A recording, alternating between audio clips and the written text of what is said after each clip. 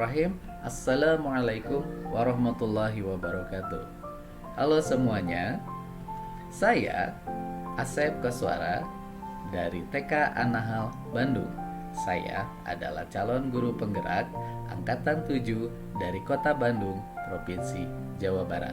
Pada kesempatan ini, saya mengunggah aksi nyata modul 1.4 tentang diseminasi budaya positif di sekolah. Salam dan bahagia calon guru penggerak. Saya berada di kelas A7.49 dengan fasilitator Ibu Dr. Randa Siti Aisyah MPD serta pengajar praktek Ibu Sri Mariani SPD. Pada acara diseminasi ini dihadiri oleh 47 orang dari guru dan kepala sekolah sekecamatan Sumur Bandung. Terima kasih kepada semua pihak yang telah mendukung acara. Semoga video ini sangat bermanfaat dan selamat menyaksikan. Assalamualaikum warahmatullahi wabarakatuh. Bismillahirrahmanirrahim. Assalamualaikum warahmatullahi wabarakatuh. Alhamdulillahirabbil alamin wa bihi nasta'in ala umuri dunya waddin wassalatu wassalamu ala asyrofil anbiya'i wal mursalin wa ala alihi washabihi rasulillah amma ba'du. Segala puji kehadirat Allah Subhanahu wa taala yang mana telah memberikan kita rahmat nikmatnya sehingga kita dapat berkumpul di acara diseminasi budaya positif sekolah. Salawat serta salam tak lupa kita curah limpahkan kepada junjungan besar kita yakni Nabi Muhammad SAW. Saya haturkan selamat datang dan selamat siang kepada seluruh kepala sekolah dan juga guru-guru sekalian yang sudah aktif partisipasi ya, yang hadir di acara diseminasi budaya positif sekolah ini. Mungkin untuk menghemat waktu, karena waktu kita punya keterbatasan waktu hari ini, kita ke acara selanjutnya, yaitu pembacaan doa yang dimana akan disampaikan oleh Bapak Haji Asep Koswara ST-SPD. Kepada Bapak Asep Koswara, waktu dan tempat kami persilahkan. Terima kasih ya Ibu. Langsung saya lupa ya Bu Bina, saking gugupnya. Kalau direkam jadinya gugup ya Ibu. Bismillahirrahmanirrahim. Assalamualaikum warahmatullahi wabarakatuh. Baik ya Ibu Bapak, sini ada bapak-bapaknya, saya tidak sendiri. Biasanya jadi makhluk langka gitu ya. Saya mengaturkan terima kasih sebelumnya telah hadir di sini. Mari sebelum mengawali acara seminar kita, mini seminar di sini, kita bersama-sama berdoa. Saya akan memimpin dengan cara muslim. Bagi yang non muslim silahkan menyesuaikan. Baik. Allahumma sholli wa sallim ala nabiyyina Muhammad wa ala alihi washabihi ajmain. Amin. Alhamdulillahirabbil alamin hamda syakirin hamdan na'imin hamda yu'afi ni'amahu yukafi'u mazida ya rabbana lakal hamdu kama yanbaghi wajhil karim wa 'azimi sultanik. Allahumma rabbana taqabbal minna innaka antas syamiul alim. Rabbana zidna ilman nafi'an wa rizqan wasi'an wa 'amalan mutaqabbalan. Rabbana atina fid dunya hasanatan wa fil akhirati hasanatan wa qina azabannar. Subhana rabbika rabbil izzati amma yasifun wa salamun alal mursalin walhamdulillahi rabbil alamin. Assalamualaikum warahmatullahi wabarakatuh. Waalaikumsalam warahmatullahi wabarakatuh. Kami ucapkan terima kasih kepada Bapak Haji Asep Koswara yang telah memberikan dan memandu doa hari ini. Selanjutnya yaitu acara selanjutnya yaitu sambutan yang akan disampaikan oleh Bapak Dede Iwan Robian SNSPD selaku Ketua IGTKI Kecamatan Sumur Bandung. Kepada Bapak Dede Iwan Robian, waktu dan tempat kami persilahkan.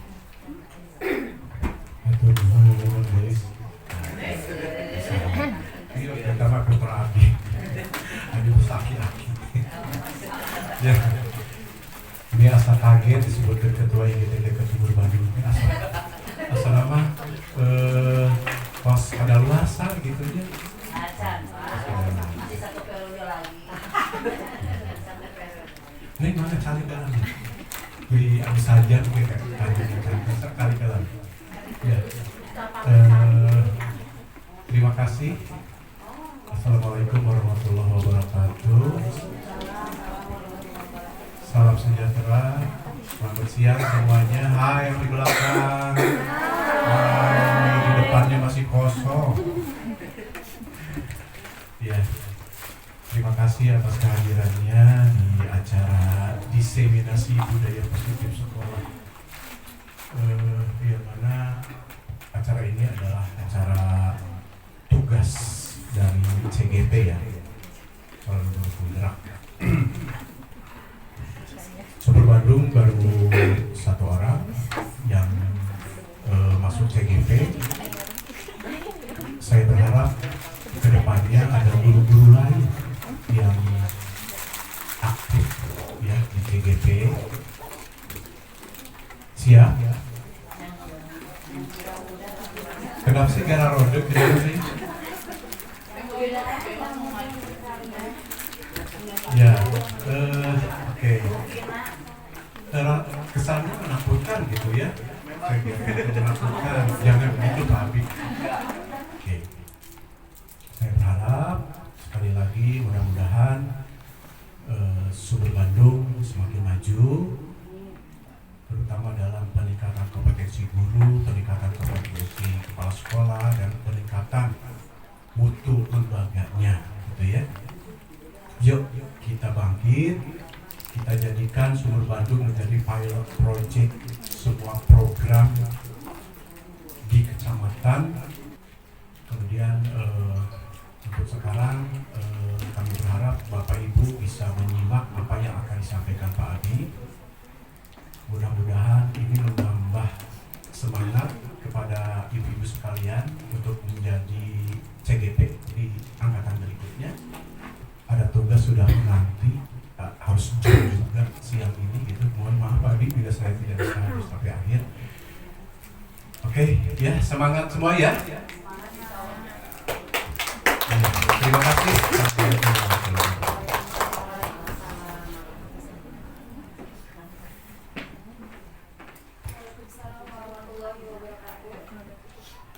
Terima kasih kepada Bapak Dede Iwan yang telah memberikan sambutannya. Acara selanjutnya yaitu acara yang kita tunggu-tunggu, yaitu mendengarkan materian dari pemateri luar biasa mengenai diseminasi budaya positif sekolah yang akan disampaikan oleh Bapak Haji Asep Koswara STSPD selaku calon guru penggerak Angkatan 7 Kota Bandung. Kepada Bapak Asep Koswara STSPD, waktu dan tempat kami persilahkan. Iya, terima kasih. Terima kasih atas atensinya yang mendukung acara ini. Sebelumnya saya minta tolong ke Ibu Marita untuk jadi operator ya, membantu saya di depan. Jadi nanti kapilom ya, Bu. Siap, semoga nambah ilmunya ya. Insya Allah ilmunya bermanfaat. Baik, seperti yang tadi sudah dikatakan bahwa ini adalah salah satu tugas dari calon guru penggerak. Di guru penggerak ini selalu ketika akan memulai sesuatu maka dimulai dengan salam dan bahagia. Kenapa? Salam di sini kan adalah doa keselamatan ya, untuk general semua agama gitu ya. Salam itu adalah keselamatan, kemudian bahagia. Nah, karena kenapa harus bahagia? Kalau kita lagi mikirin hutang, banyak masalah gitu ya. Percuma, ilmu itu tidak akan masuk gitu ya. Jadi di sini harus refresh dulu. Jadi kitanya harus ditenangkan dulu. Teori neuroscience-nya, apabila otak itu dalam kondisi tenang, bahagia, apapun yang masuk itu dapat terserap secara maksimal. Maka itu juga yang harus dilakukan ketika kita mengajar kepada semua murid kita begitu. Jadi kalau misalnya ada anak yang sudah cemberut, sudah marah-marah, itu tidak akan masuk apapun. Apalagi gurunya judes, jutek gitu ya. Nah, itu tidak akan masuk ya. Makanya di sini kita akan membahas tentang budaya positif. Apa sih yang dimaksud dengan budaya positif di sekolah ini gitu ya? Yang hendak disampaikan di modul 1.4 di calon guru penggerak. Tentu tentang budaya positif ini. Oke, baik. Oke, terima kasih ya. Ini di sini di apa istilah dipancing gitu ya. Setuju atau tidak setuju? Hukuman dapat mendisiplinkan anak. Setuju atau tidak? Tidak. Oke. Ada yang setuju, ada yang tidak? Hukuman ada yang setuju. Baik ya. Kemudian pemberian hukuman dengan hal positif seperti membaca buku atau membersihkan halaman sekolah dapat meningkatkan disiplin anak. Betul atau tidak? Suaranya mana? Oh, ya. Oke. Kemudian memberi penghargaan dapat meningkatkan motivasi belajar anak. Setuju atau tidak? Setuju, itu pasti ya, setuju. Pak Abi pun setuju awalnya untuk yang nomor 3 ini. Ya, coba kita lihat nanti ya. Makanya di sini inilah adalah pemahaman baru dalam artian ilmu baru yang Pak Abi dapatkan. Ternyata tidak selamanya dengan penghargaan itu efeknya itu positif, malah bakal sebaliknya. Ya, kita lihat nanti ya. Siap, langsung oh. Senang dengan kata-kata oh, berarti langsung penasaran. Tapi tidak gentayangan ya penasaran. Siap, kita lanjut nih. Oke. Ini, oke, untuk ini yang akan disampaikan ada 6 topik ya pembahasan. Materinya akan Pak Abi kasih ke semuanya. Saya akan kasih ini karena ini ada ilmu yang sangat bermanfaat, terutama yang merubah paradigma. Selama saya mengajar, selama 7 tahun ini mengajar gitu, baru oh sama kayak ibu. Oh, nanti ya. Coba kita next nih. Untuk yang pertama, ini dieksplorasinya. Pembelajaran 2.1 itu disiplin positif dan nilai-nilai kebajikan universal. Kita next lagi nih. Siap. Di sini perubahan paradigma tentang teori kontrol dan teori pilihan atau ilusi kontrol. Makanya Pak Bi harus bentes ya. Kalau ibu-ibu mah sensitif pendengarannya ya. Karena kalau mendengar yang seperti itu gitu ya. Baik, ini ilusi bahwa guru itu bisa mengontrol murid. Maksudnya apa? Jadi kita itu bisa istilahnya tuh, oh kamu harus begini, begini. Itu sebetulnya hanya ilusi saja. Oke. Kemudian ilusi bahwa kritik dan membuat orang merasa bersalah itu dapat menguatkan karakter. Oke, nanti kita maksudnya apa sih dari ini gitu ya. Kemudian ilusi bahwa semua penguatan positif itu efektif dan bermanfaat. Oke, ini masih namanya maksudnya gitu ya. Oke, kemudian ada ilusi bahwa orang dewasa itu memiliki hak untuk memaksa. Rata-rata gitunya. Namun ayah nutui apa ya? Jangankan itu, apa istilahnya strata senioritas itu masih berjalan gitu ya. Kamu guru-guru nas junior gitu ya. Wah, kesempatan nih di kita. Asal pengalaman Bu Lindis ya. Jadi ini ya, jadi guru baru itu kayak ditindas gitu ya. So kamu mumpung ini, itu pasti terjadi ya sampai zaman sekarang gitu ya. Oke, kita next dulu nih. Kenapa sih ini hanya ilusi kontrol saja gitu ya? Nah, ini perubahan paradigma stimulus respon, teori kontrol atau teori pilihan. Siapa yang sesungguhnya yang memiliki kontrol? Harus jelas ya. Kontrol. Stimulus respon. Ini lihat. Kita mencoba mengubah orang agar berpandangan sama dengan kita. Rata-rata begitu. Jadi budak teh misalnya gini ketika mengajar, cek ibu daun teh kudu hejo. Ya. Tapi kan anak itu bisa jadi pengalamannya lebih atau misalnya pengalaman dia, nah bukan hanya hijau gitu daun. Tapi kita memaksakan bahwa hijau itu apa daun itu harus hijau, nah itu. Gitu ya. Nah, kalau teori kontrolnya itu berarti kita berusaha memahami pandangan orang lain tentang dunia. Gitu. Jadi lebih kepada kita itu tidak bisa memaksakan sesuatu itu sesuai dengan kehendak kita, tidak bisa. Mereka punya ini sendiri, gitu ya, ketertarikan sendiri tentang dan pandangannya tentang di dunia ini gitu ya. Kemudian perilaku buruk dilihat sebagai suatu kesalahan. Ya budak bandel teu baik dicarek gitu nya. Sebelum disalahkan hidung aing kumaha ngadidik di mana sih. Apalagi ada yang mau murid yang spesial gitu ya, super aktif gitu ya, yang dialami oleh Miss Ella gitu ya. Iya ada, wah masya Allah gitu ya. Pasti gitu, astagfirullahaladzim, istighfar, tapi padahal itu mendekatkan dia untuk ngapus dosa, kan istighfar terus, astagfirullah ya budak nih bandel-bandel teuing gitu ya. Padahal di sini ya semua perilaku itu memiliki tujuan sebetulnya. Ketika anak bandel, ketika anak mencari perhatian, ketika anak itu berbeda dengan yang lain, itu ada satu yang tidak dia terpenuhi, entah dia kurang kasih sayang, perhatian gitu ya.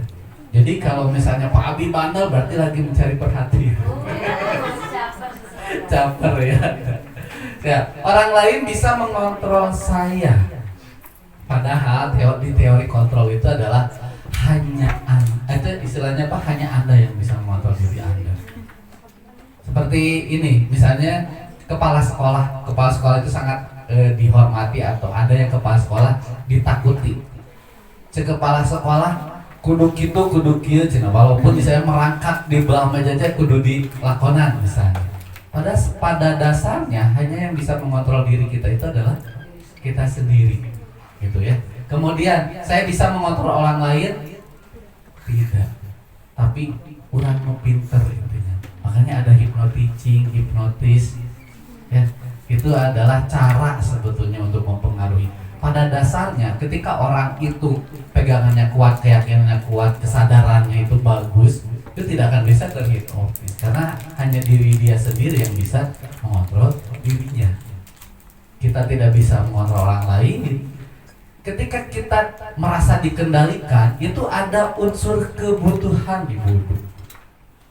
Entah misalnya kita menurut kepada misalnya ini Bu Pina menurut ke Bu Ella, ya karena dia takut kalau misalnya tidak diturut maka bagaimana gitu. Jadi ada satu tujuan kenapa menurut.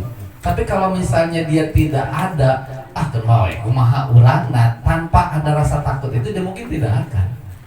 Karena pasti akan membawa dirinya sendiri ke jalan dirinya sendiri. Kemudian pemaksaan ada pada saat bujukan gagal. Betul ya? Dipaksa karena geus dibujuk kaset gitu. Aing mana tuh gitu kan. Langsung keluar ya ketika bujukan gagal, berarti padahal sebetulnya kolaborasi dan konsensus menciptakan pilihan-pilihan baru. Lebih diajak kerja sama gitu ya. Yuk kita bareng-bareng bereskan daripada ayo bereskan semua gitu ya. Ayo bereskan, kamu kan pengen jadi anak yang baik. Yuk bereskan, berarti mungkin nih. Nah, ya, udah baik gitu kan. Bener tuh. Udah kita kan istilahnya orang kesel gitu ya. Kita kesel ke anak gitu ya sampai sehingga keluar lah. Nah, itulah cara Pak. Coba kalau kita ajak kolaborasi. Ayo ibu bantuin, dia akan lebih. Oh, ibu bantuin gitu. Baik, nggak apa-apa. Bela atau non. Model berpikir menang atau kalah sebetulnya kita misalnya saya bisa mempengaruhi Bu Pina misalnya, berarti saya menang, Bu Pina kalah. Padahal sebetulnya ayolah berpikirnya dirubah menjadi menang-menang.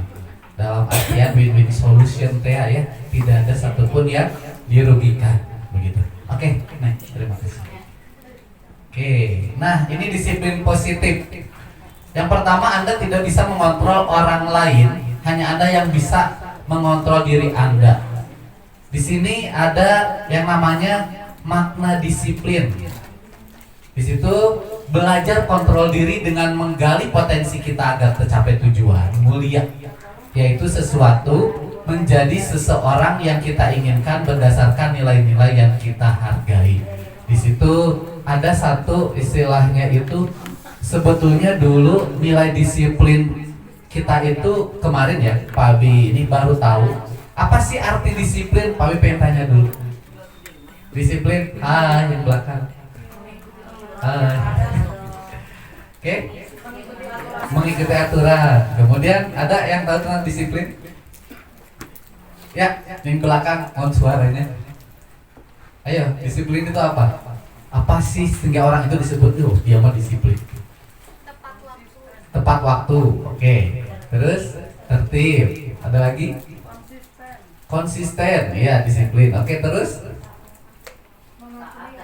Oke, taat dan patuh. Semua itu sebetulnya sudah menjadi pengertian yang salah selama ini. Betul. Kata dari disiplin itu adalah arti awalnya adalah belajar. Ya, belajar. Betul. Disiplin itu bukan menuruti tepat waktu, bukan. Pengertiannya adalah disiplin adalah menjadi orang yang merdeka sesuai dengan keinginannya. Iya, sehingga dia bisa belajar apapun. Betul, coba ini kita akan gali nanti tentang disiplin ya. Motivasi ini tentang disiplin ini, nih di sini kan semua perilaku itu memiliki tujuan. Itu ada teori motivasi untuk kenapa orang itu melakukan hal tersebut. Itu ada 3. Yang pertama adalah untuk menghindari hukuman. Dia itu menurut karena tidak mau dihukum, gitu ya. Kemudian yang kedua untuk mendapatkan imbalan. Itu ya motivasi. Dan yang ketiga adalah untuk menghargai diri sendiri. Itu yang namanya disiplin. Ada motivasi melakukan sesuatu itu karena hanya ada 3 hal. Entah itu karena takut dihukum, takut dicemooh, sehingga kita melakukannya, atau karena ingin mendapatkan imbalan, iya, atau reward. Nah, makanya di sini jangan sampai kita memberikan, makanya penghargaan itu tidak tepat diberikan ketika belajar. Yang harus kita tanamkan adalah nomor 3, untuk menghargai diri sendiri. Oke, gimana sih caranya? Coba ya. Kemudian di sana nanti akan ke nilai-nilai kebajikan universal, kemudian keyakinan kelas. Oke, ini ada motivasi intrinsik, itu ada ekstrinsik, itu ada berarti gara-gara dari pihak lain atau dalam hal luar yang mempengaruhi. Tapi yang paling dibutuhkan sebetulnya adalah motivasi dari dalam diri sendiri, gitu. Ya. Kemudian di sini ada 5 posisi kontrol. Nanti ada guru itu bertindak sebagai penghukum atau pembuat rasa bersalah. Kemudian ada sebagai teman, sebagai pemantau, atau sebagai manajer. Oke, nanti ya. Kemudian ada segitiga restitusi dan kebutuhan dasar manusia. Oke, di next dulu nih ini. Kan kita bahas satu-satu. Siap. Nih, coba dilihat.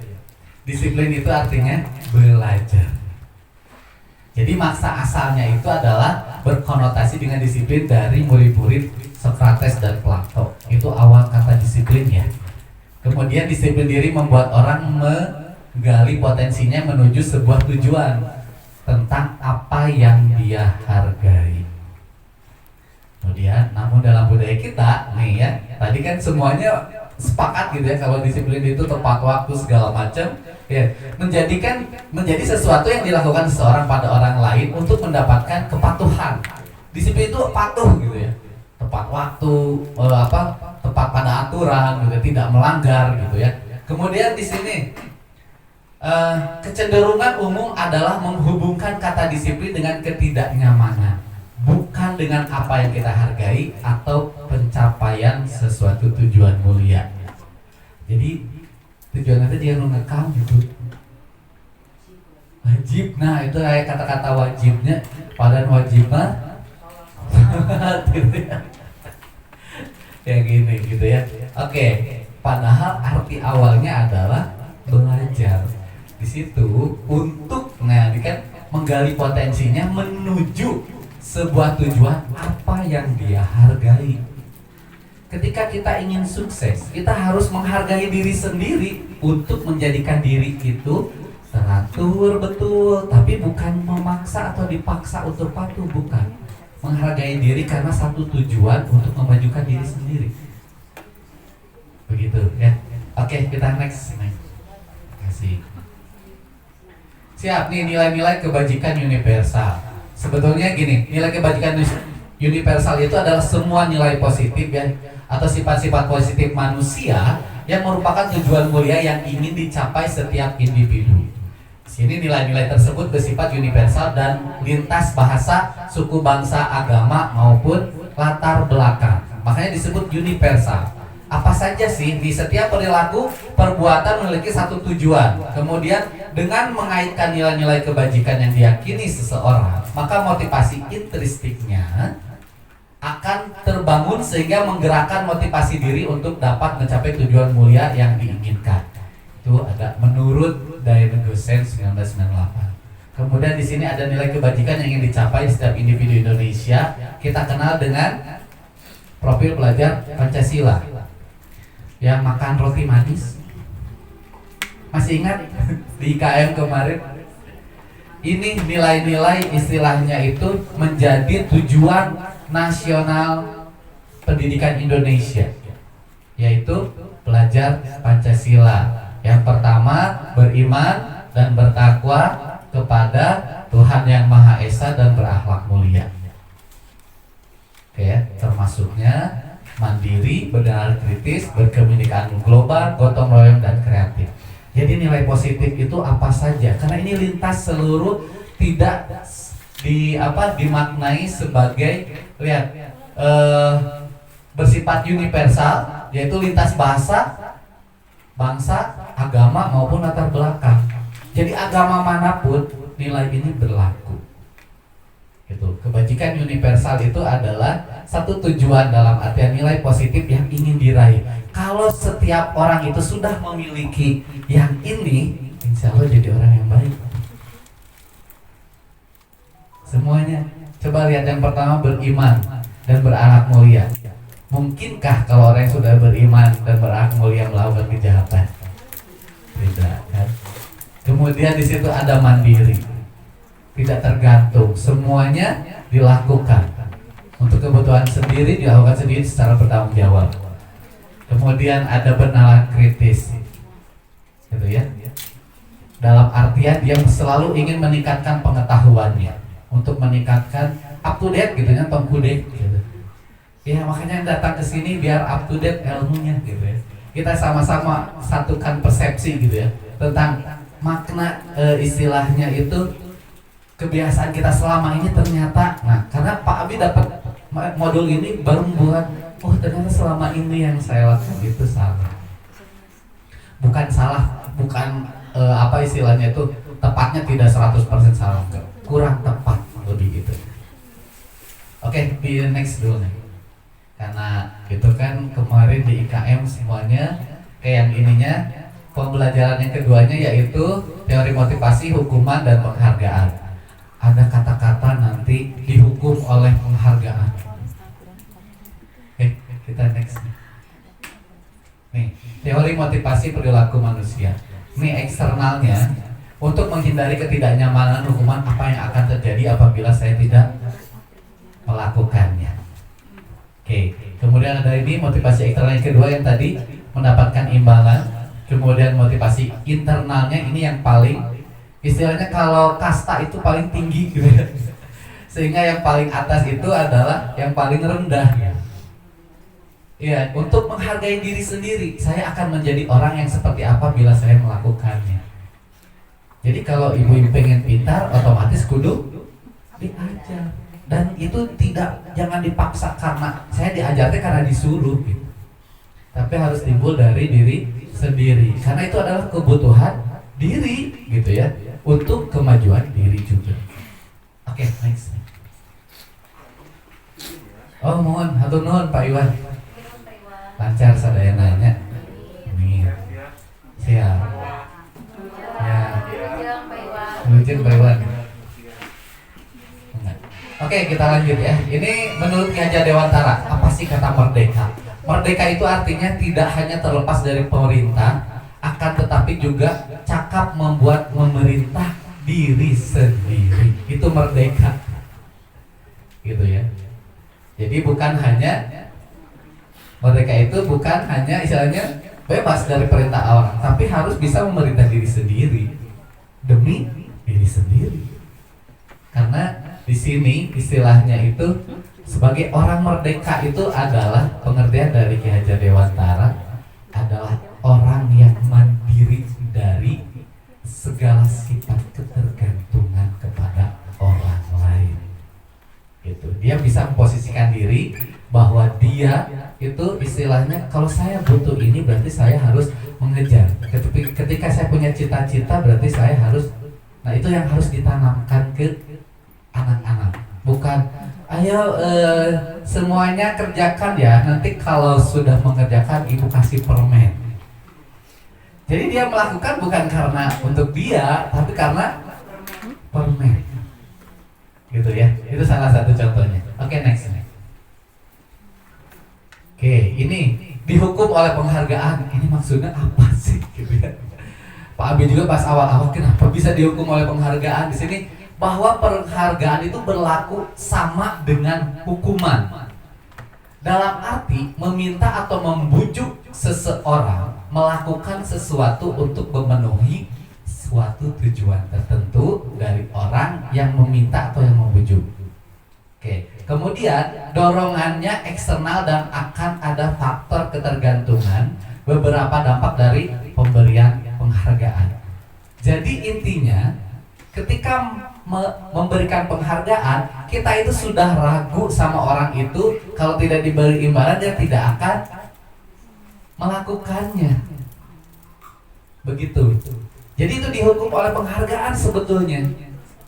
Seperti kita selama ini gitu. Kemudian di sini lihat pengaruh jangka pendek dan jangka panjangnya. Kita di next dulu next. Ada satu ini. Oke. Nih. Kenapa sih penghargaan itu menurunkan kualitas? Sebentar boleh di back sedikit. Oke. Ini kan penghargaan itu menghukum. Oke. Kemudian penghargaan itu mengurangi ketepatan. Kenapa bisa mengurangi ketepatan?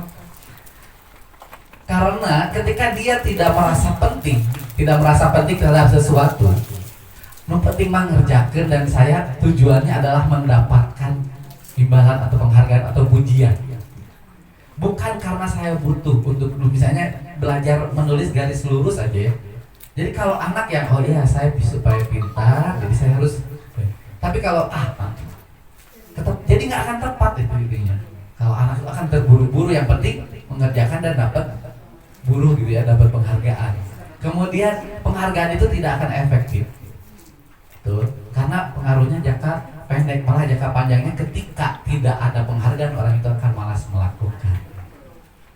Gitu ya. Kemudian penghargaan itu merusak hubungan. Tahu tidak Bu, pernah ini kalau merusak hubungan ya. Ketika sama anak kita selalu dikasih ini. Ketika kita tidak ngasih, dia bisa ngemusuhan tahu. Pelit lah segala macam, kok nggak ngasih lagi gitu. Itu merusak hubungan. Bisa jadi begini. Makanya ada peringkat ranking ya. Sekarang itu sudah agak hilang ya. Karena ini dialami Pak Abi sendiri, bukan untuk sombong. Saya itu dijauhi gara-gara disayang guru karena pintar. Karena kan dilihat oh si ieu mah ranking hiji. Betul, dan lu maneh mah ulin mah seorang ada mah pintar tuh kudu dulu diajar gitu. Itu dari merusak hubungan gak sih? Benar tidak? Pak Abi sampai gak punya teman tahu?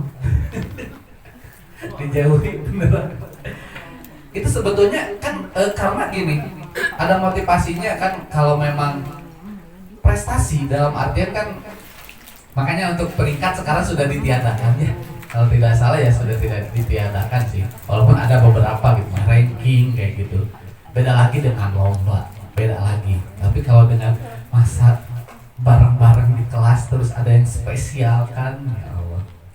Atau kita Pak Abi mereka tuh bager karena ada sesuatu, ada yang diminta. Bager itu karena satu tujuan, erek nihon. Iya, mereka baru bager gitu ya. Seperti itu, karena ada maunya. Oke, next. Aduh, asa jadi ke suat-suat masalah. Siap nih, penghargaan menurunkan kualitas. Betul. Kemudian penghargaan ini mematikan kreativitas, bahwa penghargaan ini mengurangi motivasi intrinsik.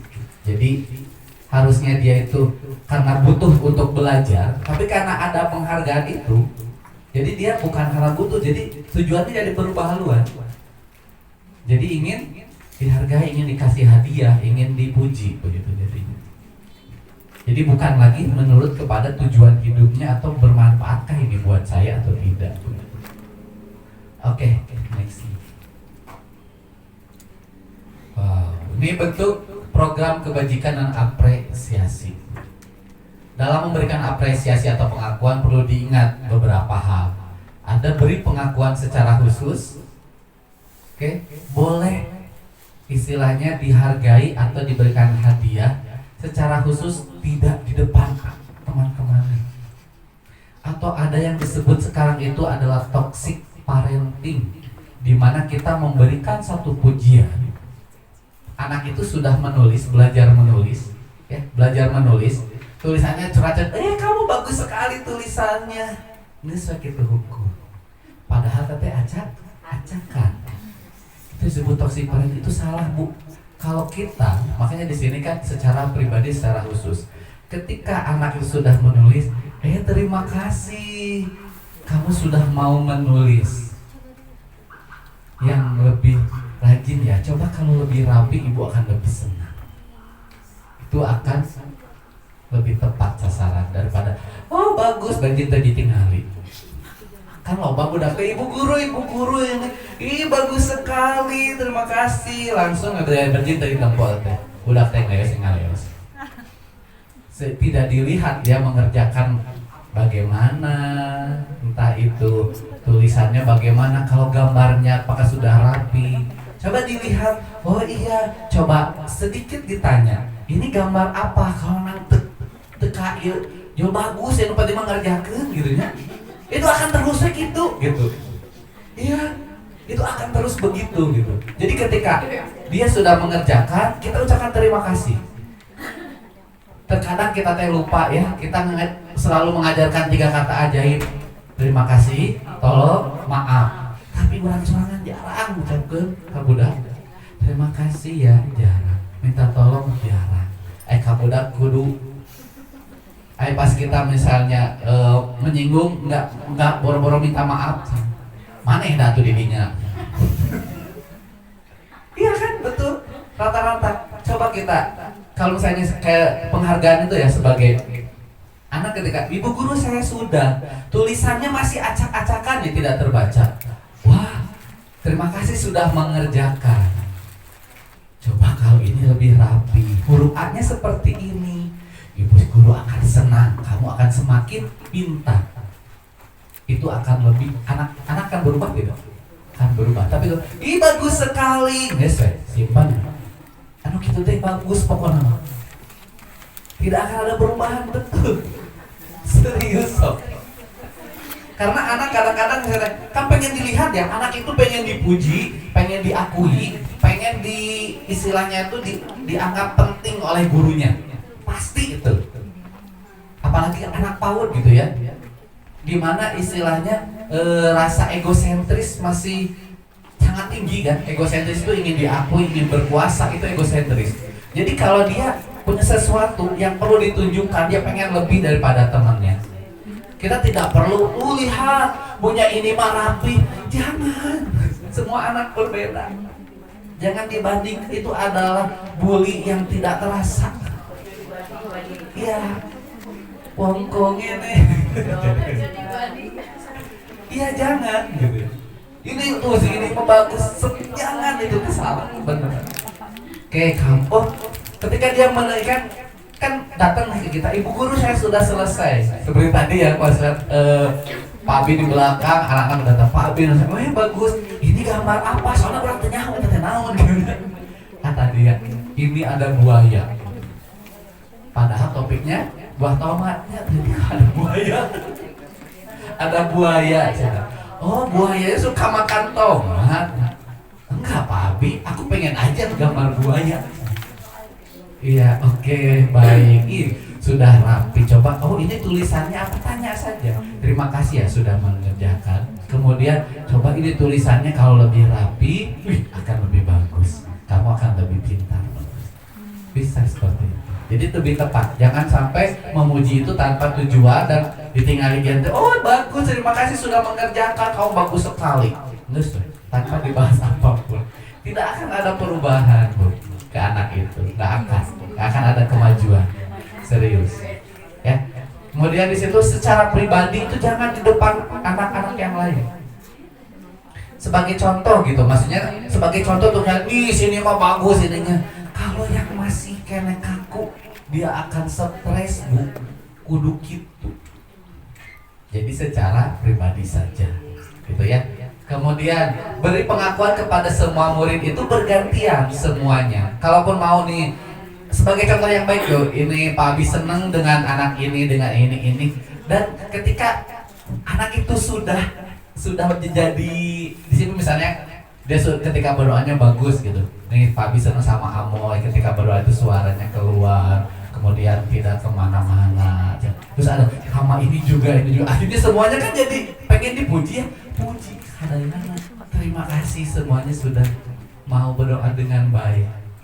Jangan sampai ya orang dipuji, ya udah iwe terus gitu. Sementara ini dia sudah berubah, tadinya udah gini-gini karena dia ingin diaku juga. Jadi gantian aku semua.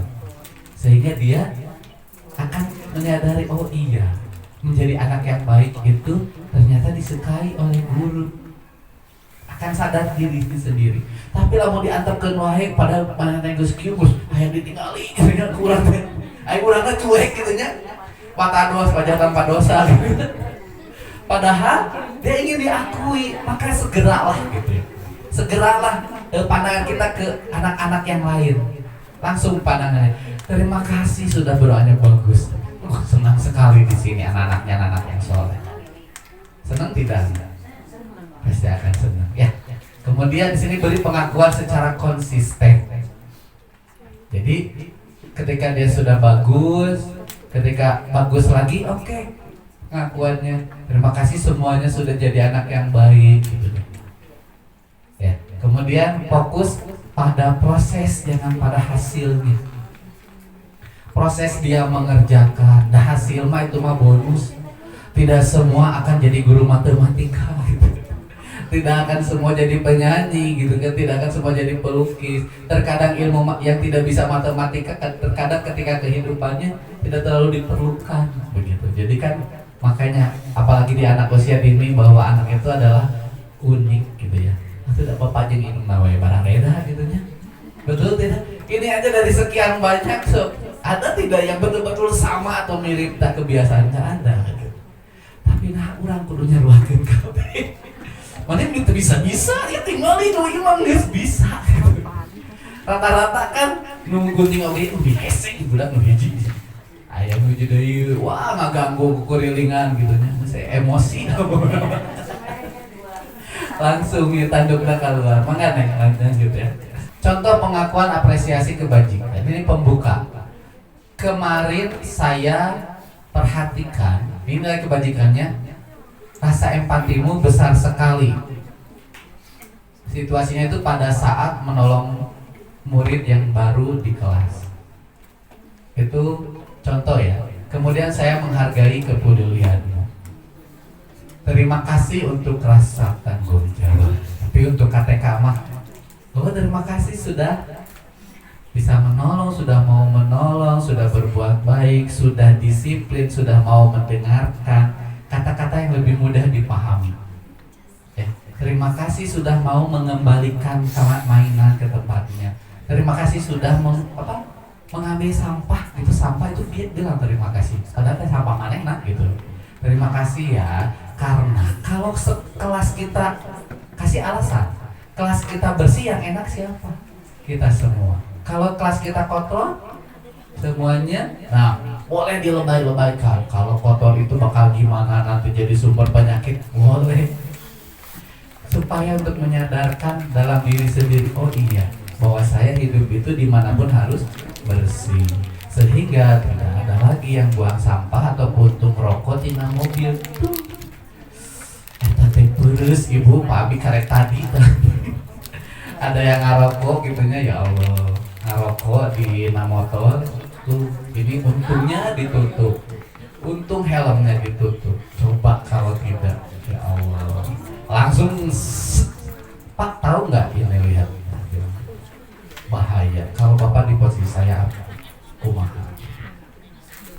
Pak Abi langsung kayak gitu, karena itu sangat membahayakan kan gitu. Sadar. Oke, next. Oke, nah di sini antara hukuman dan konsekuensi. Siap, terima kasih Miss. Apakah ini termasuk hukuman atau konsekuensi? Ya.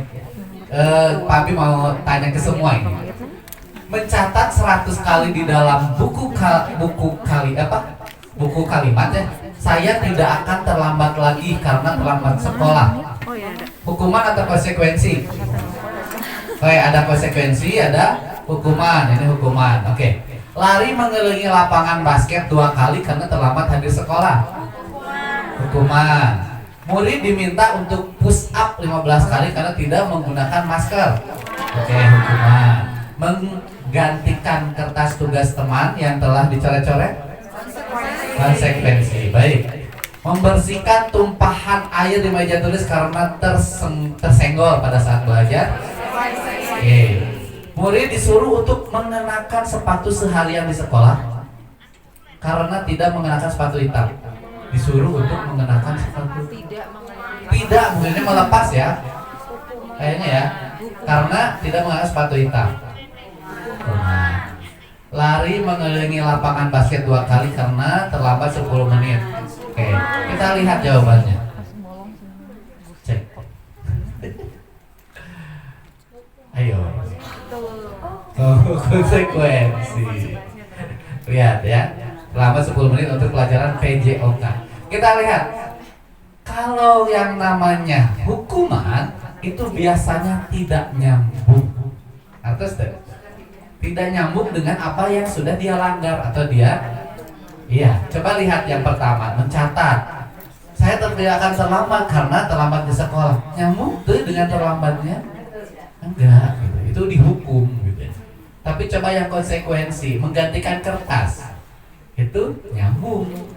Itu nyambung gitu. Karena dia sesuatu. Kemudian membersihkan tumpahan, betul. Itu konsekuensi karena memang ya. Kemudian murid disuruh untuk tidak mengenakan sepatu, berarti nyeker gitu ya, karena tidak mengenakan sepatu hitam. Itu adalah hukuman. Bisa jadi alasannya kenapa basuh, gitu. Dan nanti ada sifatnya. Apa sih sifatnya? Atau kita memberi hukuman atau konsekuensi gitu. Kemudian di sini lari mengelilingi lapangan. Nyambung kenapa? Karena dia 10 menit untuk pelajaran PJOK. Pelajaran PJOK itu pelajaran olahraga. Tapi kan istilahnya dalam artian hukuman atau konsekuensinya dia lari, olahraga juga bukan? Nah, seperti itu. Nyambung ya. Oke, kita next. Kenapa sih itu disebut hukuman atau konsekuensi? Nah, hukuman itu sesuatu yang menyakitkan yang harus terjadi. Gitu. Tapi kalau konsekuensi itu sesuatu harus terjadi dalam artian karena ada sesuatu yang harus digantikan, seperti itu. Tidak menyakitkan kalau konsekuensi. Membuat anak sakit fisik maupun hati untuk jangka waktu yang lama. Nah, tapi kalau konsekuensi itu membuat anak merasa tidak nyaman dalam jangka waktu pendek. Tidak nyaman itu kayak tadi, merasa tapi dia akan sadar langsung untuk saya melakukan kesalahan. Ya. Kemudian anak membenci kedisiplinan, artinya jadinya anak menghargai disiplin. Kemudian ini perbedaannya ya, paksaan, tapi kalau yang konsekuensi itu stimulus atau tanggapan, rangsangan ya, dalam artian dalam rangka menyadarkan dia bahwa dia itu sudah berbuat salah, maka dia harus bertanggung jawab, begitu ya. Kemudian mendorong anak menyakiti diri sendiri itu hukuman, tapi mendorong anak untuk mudah menyesuaikan diri. Itu kelebihannya ya. Kemudian konsep diri yang buruk, ini konsep diri yang baik. Anak belajar untuk menyembunyikan kesalahan, otomatis ya, karena sieun dihukum jadinya tidak jujur ya, tertutup. Kemudian tapi ini anak belajar untuk mematuhi peraturan atau konsekuensi. Karena kalau konsekuensi itu sesuai dengan apa yang dia lakukan. Kemudian marah, rasa bersalah, dipermalukan, merasa tidak dihargai. Kalau yang di sini itu emang kehilangan hak, dibuat tidak nyaman, diasingkan untuk sementara saja. Jadi hanya merasa bersalah. Tapi setelah itu dia sadar, oh saya tidak akan melakukan itu. Tapi kalau yang namanya hukuman itu sangat menyakitkan, membekas. Oke, kita next. Siap. Ini perbedaannya. Sudah, kita lanjut. Next. Oke, ini apa itu restitusi? Nah, adalah proses penciptaan kondisi bagi murid untuk memperbaiki kesalahan. Ini materi selanjutnya, sehingga mereka bisa kembali pada kelompok mereka dengan karakter yang lebih kuat. Restitusi juga merupakan proses kolaboratif yang mengajarkan murid untuk mencari solusi atas masalah mereka dan membuat murid berpikir dengan orang seperti apa yang mereka ingin jadi tujuan mulia dan bagaimana mereka harus memperlakukan orang lain. Maksudnya restitusi itu adalah bagaimana cara guru menyelesaikan masalah terhadap atau perlakuan guru terhadap anak yang melakukan kesalahan, supaya si anak ini bukannya menjadi rendah diri, tapi dia akan lebih kuat untuk kembali ke kelompoknya. Ini Pak Bim melakukan restitusi ini adalah seperti begini. Satu kali anak ngambil buku, nah dia punya kesalahan, terus dianggapkan loh, dia lupa untuk mengembalikan. Nah, restitusi itu adalah kenapa kamu dipanggil dulu nih anaknya, diajak ngobrol berdua, tidak di depan. Kamu tahu tidak? Kita harus sadarkan diri. Nanti ada namanya segitiga restitusi, coba kita ini dulu supaya slide-nya nyambung gitu ya. Next ini. Oke, 9 ciri-ciri restitusi. Ini bukan untuk menebus kesalahan, namun untuk belajar dari kesalahan. Kemudian memperbaiki hubungan, bukan paksaan tapi tawaran. Jadi sebaiknya kamu harusnya bagaimana? Seperti itu. Win-win solution, betul. Kemudian restitusi menuntun anak untuk melihat ke dalam diri dia, sadar diri. Kemudian di sini mencari kebutuhan dasar yang mendasari tindakan, cara yang paling baik. Kemudian karakter itu dan bukan tindakan. Kemudian fokusnya pada solusi, bukan pada kesalahannya. Kemudian mengembalikan murid yang berbuat salah pada kelompoknya itu dengan perasaan bukan jadi malu, tapi dia akan lebih kuat. Dia akan sadar, oh saya tidak akan melakukan kesalahan tersebut. Oke, next. Eksplorasi konsep keyakinan kelas. Apa sih yang disebut keyakinan kelas? Nah ini, mengapa tidak peraturan saja? Mengapa harus keyakinan kelas? Ya, ini ada sekarang di kurikulum Merdeka itu ada yang namanya itu kita kesepakatan kelas ya, betul tidak? Di kurikulum Merdeka.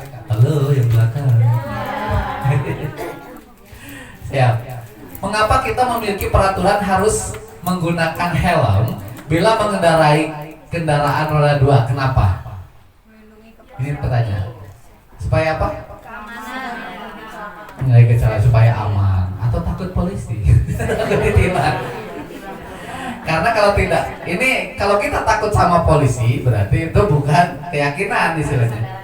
Kalau kesadaran diri itu berarti ini ada tujuannya gitu ya, supaya kita ketika celaka amit-amit gitu ya, itu tidak akan fatal. Karena ini kalau ini baik-baik saja tapi ini tidak gor langsung pecah. Makanya di yang daerah paling sensitif, kalau tangan atau kaki yang putus itu masih bisa hidup gitu loh intinya. Tapi kalau kepala yang putus atau yang hancur sudah nggak bisa gitu. Itu karena itu yang paling utama, urgent gitu ya. Mengapa kita memiliki peraturan 3M yang masker, yang kemarin pandemi gitu ya.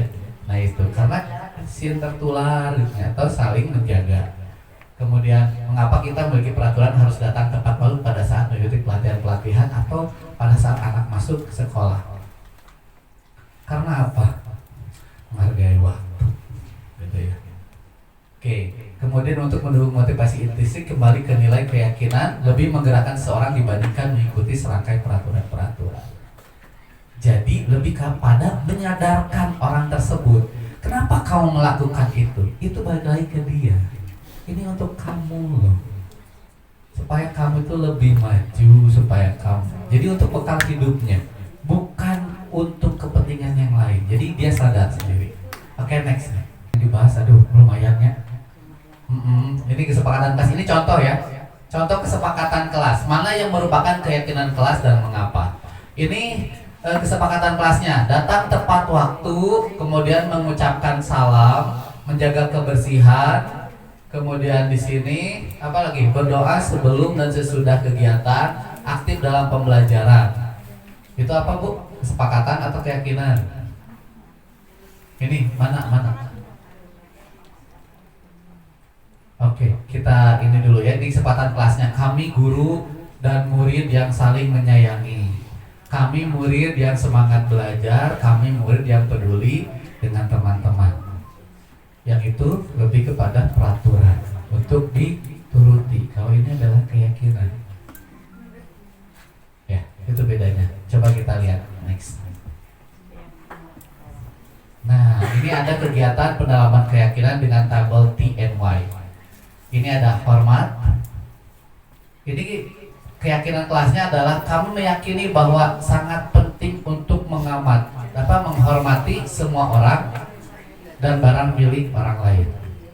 Kemudian bekerja. Kami meyakini bahwa sangat penting untuk mengerjakan segala pekerjaan dan mengikuti kegiatan yang telah ditugaskan.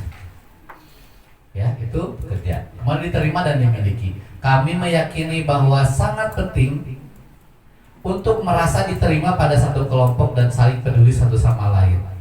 Itu sama dengan kita kalau kesepakatan peraturan kelas jangan jahil, iya kan? Pak Abi tuh bikin keyakinan kelas dulu, kesepakatan kelas dulu. Karena kalau untuk anak TK, kalau sepanjang itu tidak akan paham. Betul tidak? Jadi tidak membuli orang lain itu tidak akan paham dengan kata bully. Tapi kalau jangan ejek, jangan ganggu, jangan pukul, jangan tendang, jangan berbicara kasar, itu mudah dipenuhi. Mau lebih ini. Setidaknya kita menanamkan istilahnya kepada anak ya keyakinan. Di situ ada yang terdengar, terlihat, berperilaku ini tampak seperti dan tidak seperti. Sebetulnya kalau ini nanti itu untuk misalnya tantangan kita membuat keyakinan kelas. Kita next dulu langsung ada jawabannya di situ. Oke. Nah, ini seperti hormat ya. Yang terdengar itu saat satu orang berbicara, yuk saya bantu kita bisa selesaikan ini bersama. Itu yang terdengar. Kalau yang terlihatnya berempati terhadap perasaan orang lain, tidak mendekat yang terlihat. Oke. Apa sih yang dimaksud dengan termasuk keyakinan kelas? Selalu kembalikan buku pada tempatnya. Kalau keyakinan kelas bertanggung jawab. Jadi tanggung jawab itu langsung sudah dengan artian seperti itu. Oke. Dilarang mengganggu orang lain, lebih kepada menghormati orang lain. Hadir di sekolah 15 menit sebelum pembelajaran dimulai. Oke, ini berkomitmen. Karena orang lain juga datangnya. Oke. Dilarang melakukan kekerasan, ada keselamatan, menghormati orang lain. Kemudian bergantian atau menunggu giliran, menghormati orang lain dan bersabar, antri. Kita harus cuci tangan, harus antri. Nah, karena kalau misalnya menghormati orang lain dan bersabar, tidak akan paham kalau anak PAUD ya. Jadi dengan kata-kata yang lebih bisa dipahami oleh mereka, begitu. Gunakan masker. Nah, supaya apa? Pahamkan juga kenapa kita harus menggunakan masker. Kemudian jangan berlari di kelas atau koridor, lebih kepada keselamatan dan keamanan. Oke, kita next dulu. Siap. Nah, ini ada 2 lagi berarti ya. Tadi kan ada 6 ya. Ini ada 2 lagi. Oke, kebutuhan dasar manusia dan dunia berkualitas. Next lagi nih. Oke, di enter saja bisa ini ya. Bentar. Kebutuhan dasar manusia itu ada berapa itu? Ada 5. Kasih sayang dan rasa diterima, penguasaan, kebebasan, kesenangan, dan bertahan hidup. Itu hanya 5 itu saja. kebutuhan dasar manusia. Kalau merasa ada yang lebih, apalagi itu pasti termasuk pada salah satunya. Kalau misalnya mari dicintai, sama kasih sayang. Butuh makan, berarti untuk bertahan hidup, minum. Ya, ini ada 5 kebutuhan dasar manusia. Apa sih yang diperlukan di dalam pendidikan? Oke, next. Oke, ini tentang 5 posisi kontrol. Ini sebelum ke sini, yang 5 dasar kebutuhan manusia. Ibu-ibu, ketika anak dia tidak bisa diatur, dia bandel bisa, itu ada kebutuhan dia yang tidak terpenuhi. Betul. Entah misalnya dia suka jahil gitu, entah itu dia ingin berkuasa itu ya. Nah itu ada, kita yang harus sebagai guru itu harus paham dulu kenapa dia melakukan itu. Terkadang orang yang sangat dia mengganggu, atau anak ini kan ada anak yang hiperaktif gitu banget gitunya. Makanya ketika pembelajaran di PAUD itu pada awal itu dia harus ada kegiatan fisik motorik dulu sampai keluar keringet, Bu. Ya, karena energinya 10 kali lipat daripada orang dewasa gitu.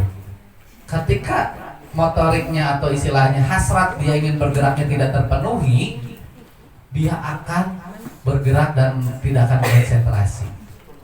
Begitu. Jadi setiap mau pembelajaran apapun itu harus ada kegiatan fisik dulu, minimal sampai ketika duduk saya perhatikan ada anak yang paling bandel, suruh lari atau gimana, bermain segala macam. Pas waktu istirahat, ini sebelum istirahat, wah sebuah itu pabariut gitunya. Bedaik di pelajaran, yuk ngagunting, yuk kemana kan gitu. Tapi sangat istirahat malah capek-capek. Pas doa, cari cinggan, makan gitu. Betul tidak? Iya kan? Padahal mah kenapa tidak dilakukan di awal?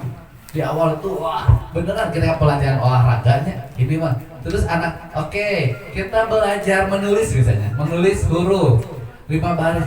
Konsen tak anu betanggul eta teh. Karena sudah hasratnya terpenuhi fisiknya. Karena anak itu kebutuhannya itu untuk bergerak dulu, baru dia bisa konsen. Gitu. Ya, makanya kalau ada anak yang bandel kita lari. Bukan untuk dihukum, bukan, suruh main-main dulu gitu ya, suruh main biar dia bergerak dengan fisiknya. Dicoba itu, dan itu berhasil beneran. Oke, ini 5 posisi kontrol. Oke, nah ini 5 posisi kontrol di sini tentang bagaimana guru berperilaku di sekolah. Ketika ini maksudnya itu ketika si anak itu melakukan sesuatu atau kesalahan. Yang pertama itu sebagai penghukum. Dia ini kan ini guru berbuat nih, menghardik, menunjuk-nunjuk, menyakiti, menyindir, itu sebagai penghukum. Udah siapa gitu. Kemudian ini yang berkatanya, kalau kamu tidak melakukannya, awas ya, nanti tidak. Nah, itu berhukum loh, posisi hukum. Kemudian hasilnya itu akan anak hanya akan memberontak dan menyalahkan orang lain dan berbuat bohong. Dan dia akan berbohong kalau diperlakukan seperti itu. Kemudian kaitannya dengan dunia berkualitas. Murid meletakkan guru di luar dunia berkualitasnya. Tahu dunia berkualitas?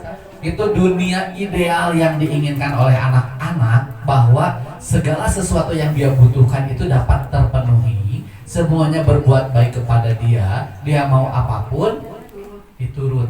Itu dunia ada berkualitas kata menurut dia. Tapi istilahnya menurut kita juga memang anak itu harus terpenuhi segala sesuatunya. Belajarnya itu menjadi menyenangkan.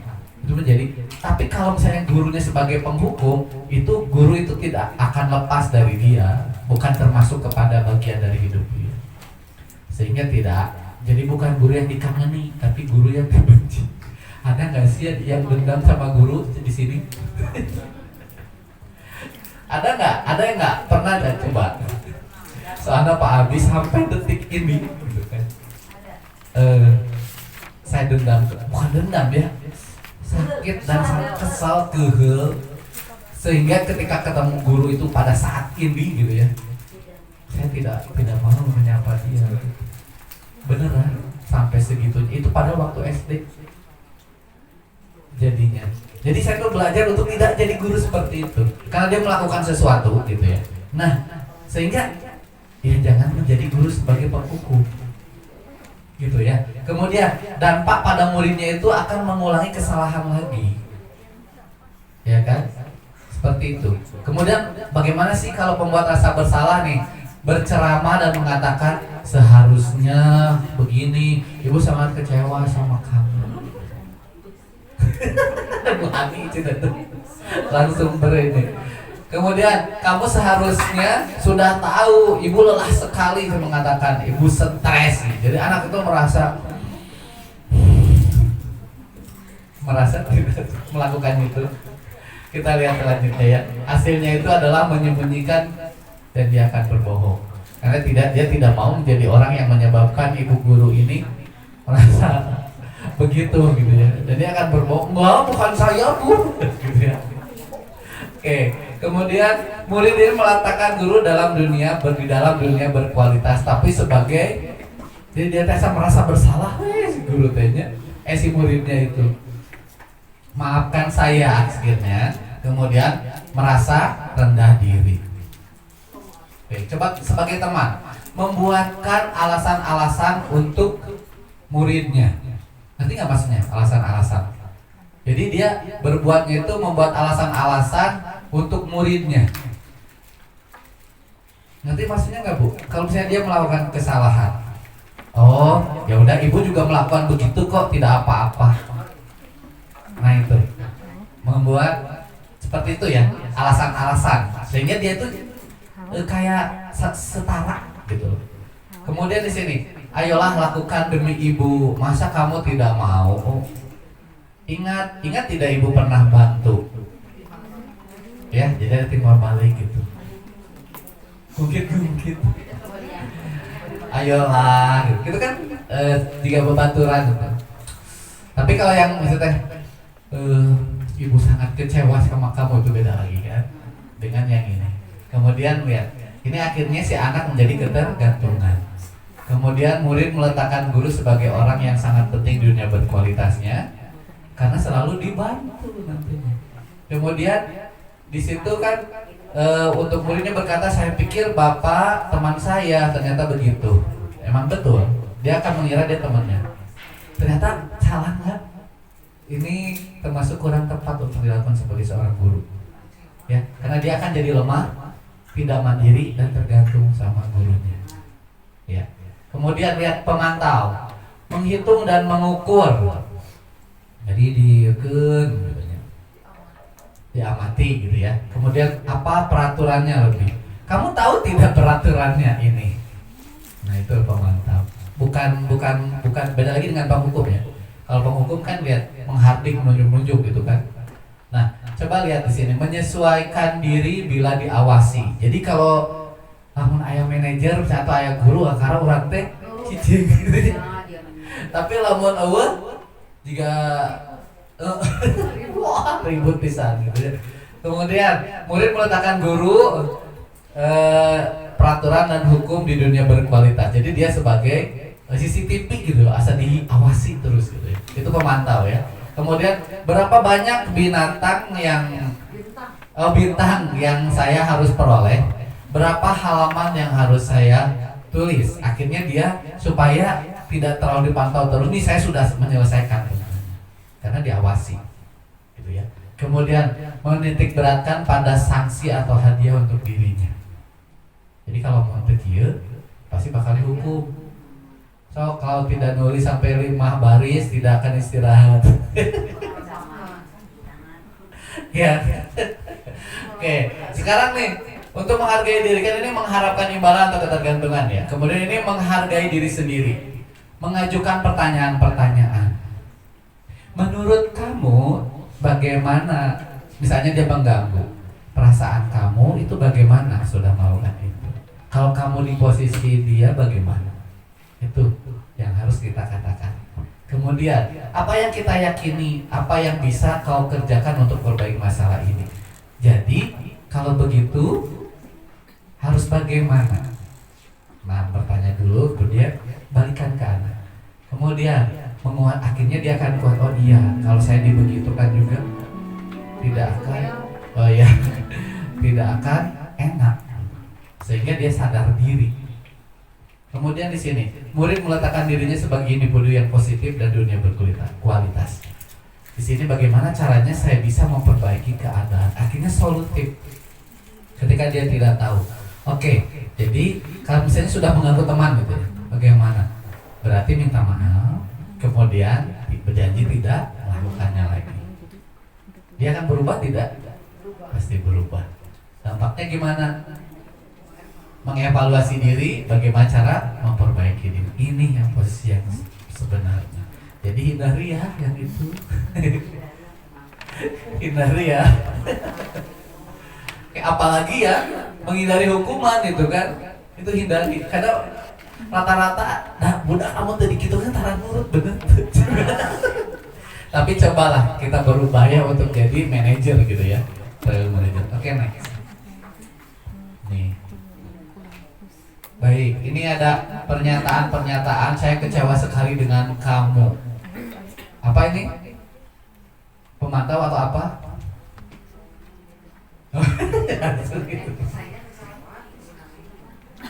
Saya kecewa, coba. Ini sudah membuat orang merasa bersalah. Udah ada jawabannya. Langsung pada ngapul. Contohnya, kamu tidak pernah benar melakukannya, itu bang hukum. Ayolah lakukan demi ibu itu, teman, kayak memelas gitu ya. Kemudian, apakah kamu mau mendapatkan stiker ini pemantau? Kalau tidak berarti tidak didapatkan. Kemudian bagaimana kamu bisa menyelesaikan masalah ini itu? Kamu selalu yang paling terakhir. Kamu teh tinggal itu lain Angus. Ibu ini kudu ya tuh kan. Wah itu mau komplit membuat rasa bersalah iya, menghukum iya gitu. Jadi budak teh si ibu mau gitu baik kau ulang. Oke, next. Ini tugas ini bergerak antara tuh. Ini di skip aja dulu nih ya. Ya. Kita ini sekitar sesi yang terakhir ya, Ibu-ibu. Sudah jam 3 ya? Sudah ya? Baik, next. Sebentar lagi gitu lagi. Hanya berapa slide. Ini sebetulnya cara menyelesaikan masalah anak yang berbuat kesalahan itu bisa diselesaikan dengan 3. Yang pertama adalah memvalidasi kebutuhan. Kata-katanya, kamu tentu punya alasan mengapa melakukan itu. Misalnya dia datang terlambat. Kenapa? Ini cara yang dianggap tepat untuk supaya si anak yang melawan kesalahan itu tidak menjadi rendah diri, tapi dia akan memperbaiki diri. Gitu. Kemudian adakah cara yang lebih efektif untuk mendapatkan apa yang kamu butuhkan? Itu contoh ya.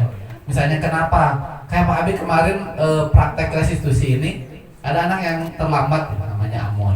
Kenapa Amoy datang terlambat? Tadi malam main TikTok, joget-joget, gitu joget-joget. Jadinya bangunnya siang. Nah, oke. Jadi harus bagaimana? Nggak boleh main TikTok gitu Pak Abi? Nggak, main TikTok boleh, tapi tahu waktu. Kita tanamkan juga jangan lama-lama bahwa main HP atau itu terlalu lama juga akan merusak, itu boleh ditanamkan. Kemudian di sini setiap orang pasti melakukan kesalahan, itu menstabilkan identitas. Jadi dia ini dulu not only you. Aduh nih, padahal di kalau bahasa Inggris disangkanya jadi pengen malu. Jadi bukan hanya kamu, misalnya ibu pun pernah melakukan kesalahan. Itu menstabilkan identitas supaya dia tidak menjadi satu-satunya yang kayak apa istilahnya itu menjadi seorang yang gitunya. Kalau kayak membunuh gitu ya, seolah-olah seperti itu. Tidak, tapi setiap orang. Nah, kamu bukan satu-satunya yang pernah melakukan ini. Kemudian yang terakhir menanyakan keyakinan.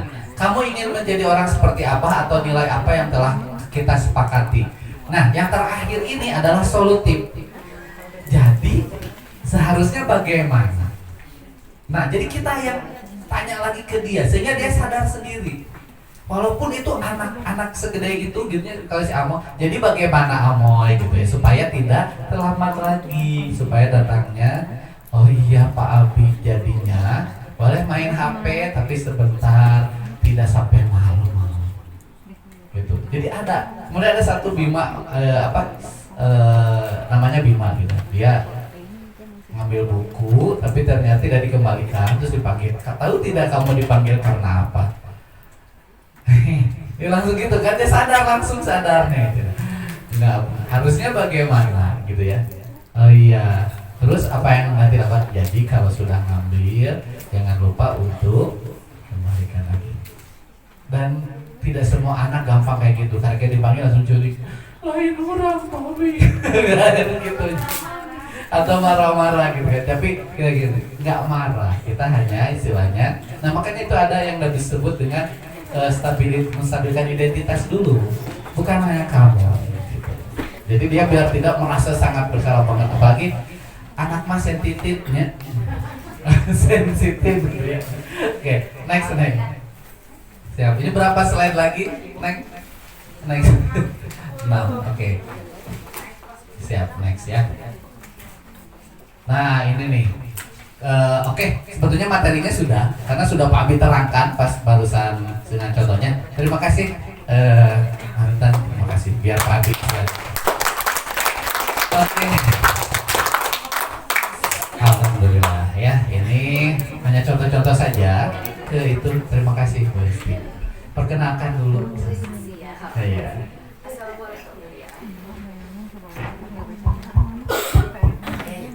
Bismillahirrahmanirrahim. Assalamualaikum warahmatullahi wabarakatuh. Waalaikumsalam. Terima kasih untuk rekan-rekan ibu guru semuanya. Mungkin ini hanya sedikit apa yang saya dapatkan hari ini ya, menurut saya saja. Ya, hatur nuhun Pak Abi nya sata acana. Walaupun kami masih ngeblank sedikit-sedikit dengan kerancuan seperti kata-kata yang misalnya ini masuk kemana, ini kemana gitu ya. Tapi kita berusaha untuk bisa walaupun sedikit ya, mencoba untuk bisa tahu sedikit gitu ya. Nah, terus ini mungkin ada satu dari ini poin ke-1, hal baru apa yang mengubah paradigma saya yang saya dapatkan gitu ya. Yang pertama mungkin alhamdulillah bisa hadir pada kesempatan kali ini untuk mendengarkan apa yang menjadi pembicaraan Bapak Abi untuk kami guru-guru semua. Mungkin kadang-kadang kita ini tuh namanya ini gitu, yang kita lakukan ini namanya tadi dengan bingung gue S3 ya gitu. Ini ternyata jadi ini menjadi bahan belajar buat saya sendiri, bagaimana meningkatkan kualitas pembelajaran untuk saya sendiri kepada anak-anak gitu ya. Jadi tidak semuanya kan kemampuan anak itu berbeda. Jadi kita tidak bisa memaksakan kehendak kita anak itu harus sama dengan apa yang kita inginkan gitu. Mungkin itu satu yang menjadi karena ibu guru jadul maya biasa gitunya dengan mohon hatur nuhun dari ilmunya ya. Mungkin walaupun agak lambat karena kami juga merasa kami banyak sekali kekurangan, tapi insya Allah kami akan berusaha itu ya Ibu ya. Semuanya mungkin sedikit-sedikit lah, tidak bisa langsung seperti membalikan telapak tangan ya gitu, belajar gitu. Sampai akhir hayat mungkin belajar gitu. Itu mungkin paradigma yang saya dapatkan adalah mungkin saya akan belajar lebih baik lagi untuk menjadi seorang guru, memberikan sebagai motivasi kepada anak-anak, sebagai manajer mungkin nanti bukan penghukum atau yang lainnya ya, insya Allah gitu. Nah terus mungkin untuk yang kedua, perasaannya alhamdulillah senang ya, insya Allah ya, kalau misalnya Pak Abi berkenan dan juga Ibu Guru juga berkenan semuanya gitu, mungkin bisa seetik tapi ngetik istilah nama gitu ya gitu, daripada banyak tapi kita kalau jadi bingung gitu ya Pak Abi. Mudah-mudahan Pak Abi sebagai guru penggerak bisa memberikan ilmunya untuk kita semua. Gitu, sebagai ibu guru yang kita banyak ibu guru yang lama dan ibu guru yang baru, insya Allah yang lama pun pengen tetap berkarya lah ya gitu ya, insya Allah. Stok lama stok baru. Stok lama tapi rasa baru. Gitu. Iya, hatur nuhun Pak Abi. Satu lagi pertanyaannya sebentar ya, yang nomor 3 itu yang selama ini melakukan peran sebagai apa gitu? Tadi dari penghukum, membuat bersalahkah, atau sebagai temankah, atau sebagai pemantau, atau sebagai manajer selama ini? Mungkin ada sebagai teman dan manajer ada. Okay, ada dua gitu. Karena kadang-kadang ibu guru itu yang kalau penghukum insya Allah tidak ya Pak Abi ya kita gitu. Karena insya Allah tidak, karena kita tidak pernah membanding-bandingkan kemampuan anak seperti apa, misalkan gimana hana rese atau kumaha gitu. Insya Allah itu mungkin 10 tahun yang lalu saya lakukan, tapi 15 tahun sekarang ini sudah tidak. Oke, terima kasih tepuk tangan buat Desti. Assalamualaikum warahmatullahi wabarakatuh. Waalaikumsalam. Ya, Miss Ana boleh paling dia? Mangga. Oke. Berdasarkan pengalaman Miss Ana. Mangga, pertanyaan. Terima kasih Pak Abi. Untuk paradigma saya sih, untuk setelah mendengarkan dari Pak Abi sharing dan memberikan pandangan juga kepada kita semua, saya itu tentang kedisiplinan. Masalah kedisiplinan itu kan kalau menurut saya ya anak harus ini. Ternyata adalah kedisiplinan itu adalah proses pembelajaran. Kita belajar gitu artinya ya. Belajar bahwa kita juga dituntut melakukan sesuatu gitu. Jadi tidak menuntut anak untuk harus disiplin segala macam ini, tapi belajar dulu juga dari diri kita sendiri gitu untuk mendisiplinkan kita.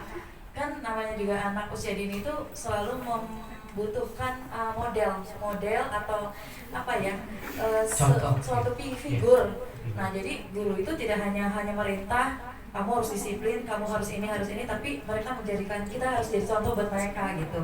Jadi saya ambil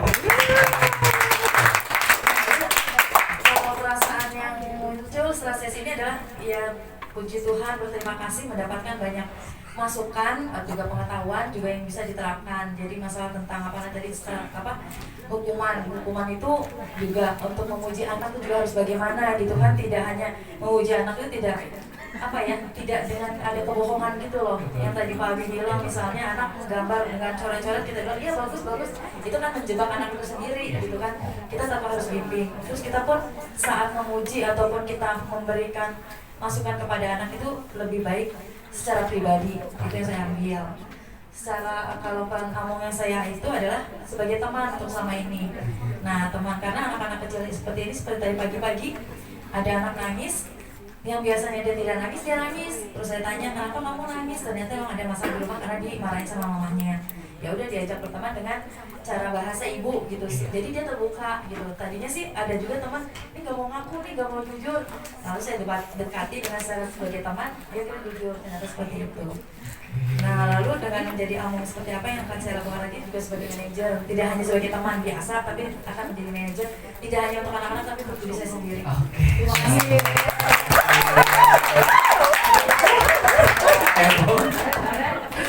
Masya Allah, terima kasih ya Miss Ana dan Bu Esti. Silakan Miss Ella tentang ini. Oke, terima kasih banyak ya Pak Abi ya. Hari ini saya dapat pencerahan dari Pak Abi. Pencerahan. Walaupun tadi ada sedikit yang kelewat, sedikit yang keambil, tapi ada yang baru tadi saya yang terakhir mungkin ya yang keyakinan. Nah itu mungkin lebih saya dominan lebih. Oh kayak gitu ya. Oh ya gitu. Jadi lebih saya serapin, saya lebih perdalam di kelas seperti apa ya saya kayak gitu. Oh ya. Itu yang nomor 1. Mungkin kalau yang nomor 2 tadi saya setuju sih sama Bu Hesti. Tapi tadi materinya bagus banget, keren dan jadi tahu ya. Jadi banyak yang ternyata disiplin itu seperti itu. Ya selama ini kita tahu bukan seperti itu, ternyata mungkin ya gitu. Dan terima kasih mas masukannya, pengetahuan barunya. Terus nomor 3 lanjut. Ya, lanjut nomor 3, kalau saya pribadi di sini selama ini mencoba menjadi teman, mungkin hampir ke manajer, tapi rasanya masih lebih banyak berteman sih. Gitu. Terus apa yang apa mau tetap seperti teman?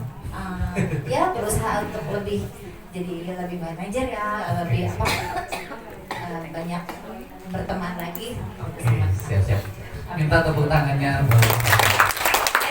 Tadi udah tepuk tangan belum? Terima kasih. Ini ke MC. Baik teman-teman. Oke, seperti yang dijanjikan slide terakhir adalah terima gaji. Tepuk tangan dulu. Teman-teman ya. Baik, alhamdulillah gitu ya.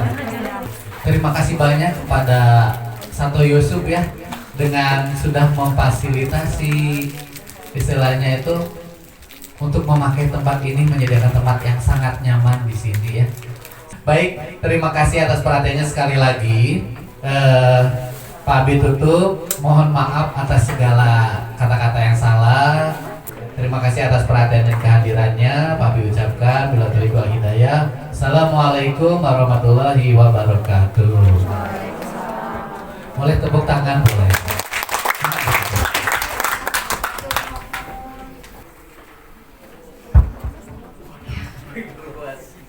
Baik, terima kasih banyak kepada Bapak Haji Asif Koswara STSPD yang telah memberikan ataupun menyampaikan ilmunya yang tentunya bermanfaat untuk kita semua.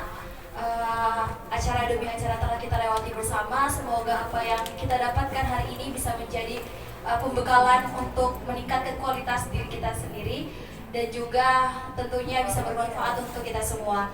Saya hari ini sebagai MC mohon maaf sebesar-besarnya jikalau ada perkataan atau perbuatan yang tidak berkenan ataupun kurang berkenan di hati para ibu sekalian.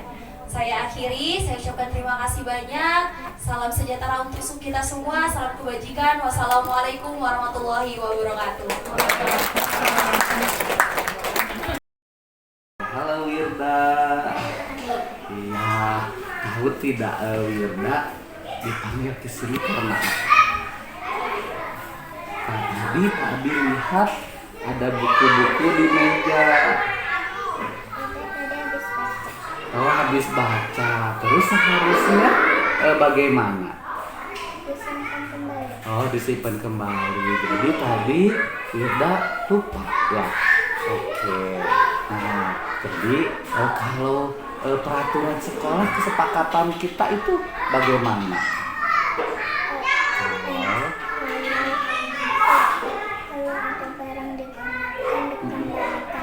Kembalikan kembali, hebat ya. Orang sudah paham ya.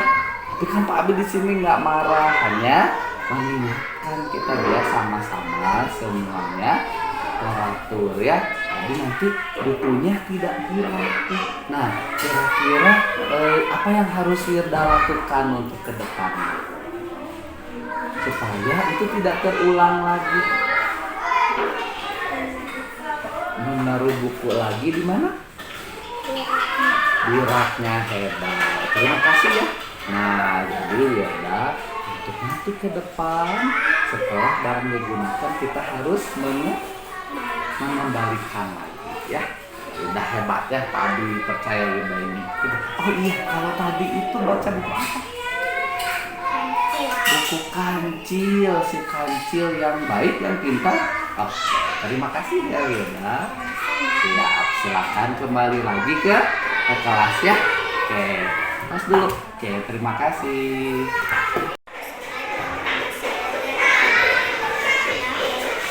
Jadi saya membaca buku tapi lupa mengembalikannya.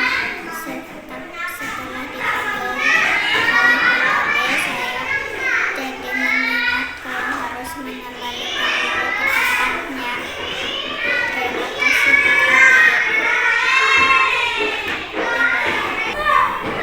Nah, Amoy tadi tahu tidak kenapa dipanggil sama Pak Abi? Ya kenapa? Coba tadi Amoy datang ke sekolah jam berapa? 8:30. Jadi Amoy terlambat ya. Terus harusnya Amoy tahu tidak seharusnya kita masuk sekolah jam berapa? Jam 8. Nah, jam 8 itu biasanya pas sudah masuk Amoy mengerjakan apa? Nah, kalau pas awal masuk harusnya sudah baca Iqra ya. Nah, tadi tidak baca Iqra karena Amoynya terlambat. Oke, nah jadi seharusnya masuknya jam 8 ya, jadinya Amoy terlambat. Nah, Pak Abi mau tanya, Amoy kenapa datang terlambat? Wah, malam-malam nonton HP ya. Emangnya nonton apa sih sampai malam-malam? Wah, nonton TikTok. Ya Allah, sampai malam-malam sama siapa aja nonton TikTok? Sendiri, tapi sampai malam ya. Akhirnya jadi terlambat bangun, terlambat ke sekolah. Nah, kira-kira supaya Amoy tidak terlambat lagi, Amoy harus apa? Harus apa coba? Jadi kalau tadi kan tahu katanya kenapa Amoy ini terlambat karena nonton TikTok sampai malam. Ya, jadi nonton TikToknya tidak malam-malam ya, supaya apa? Biar nggak kesiangan hebat ya.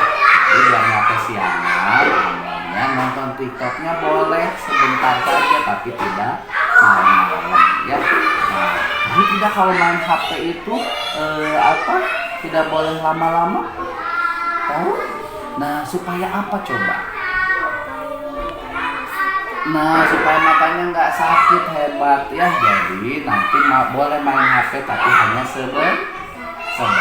Terima kasih ya. Jadi untuk tadi kan tadi tanya Amoy terlambat, ternyata nonton anime akhirnya jadi bangunnya telat, akhirnya ke sekolah juga. Nah, di sini Amoy sudah tahu. Jadi tidak akan apa tadi?